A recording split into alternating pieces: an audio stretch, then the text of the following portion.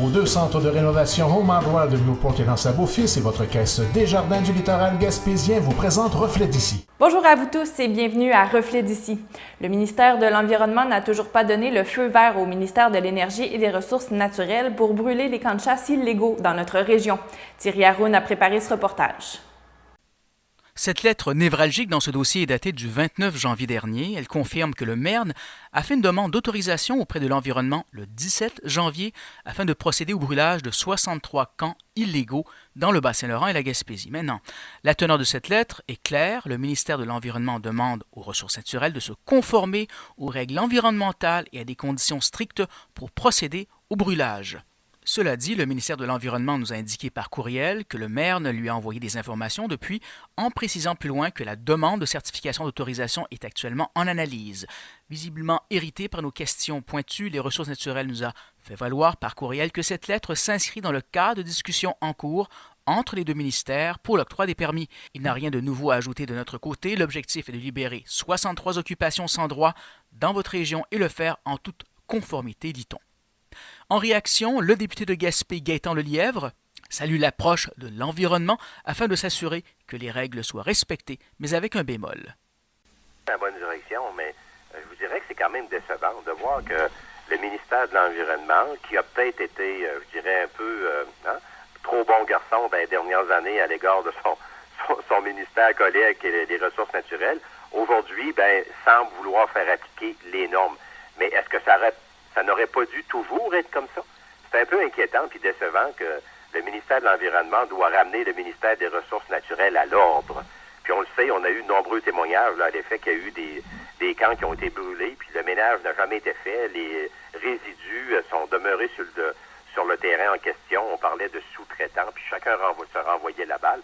Donc j'ai toujours dit que c'est une façon cavalière de la part du ministère des Ressources naturelles qui a été extrêmement négligent dans les 20-25 dernières années.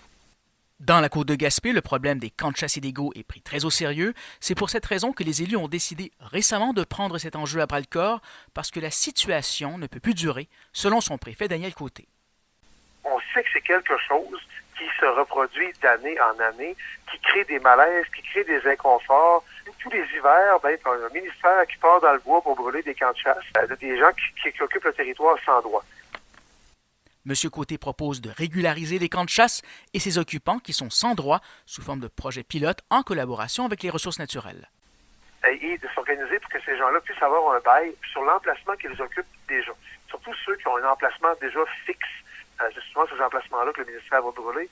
Mais ces gens-là pourraient payer leurs droits, puis quitte à compenser, parce qu'il y a des gens qui ont des baux depuis bien longtemps, mais quitte à mettre plus d'argent dans la balance pour acquérir leurs droits, puis certains qu'il y en a qui voudraient le faire, de sorte qu'ils occuperaient le domaine public en toute légalité pour l'avenir, puis on n'aura plus besoin d'aller les brûler. Par contre, il en restera toujours qui ne voudront pas payer.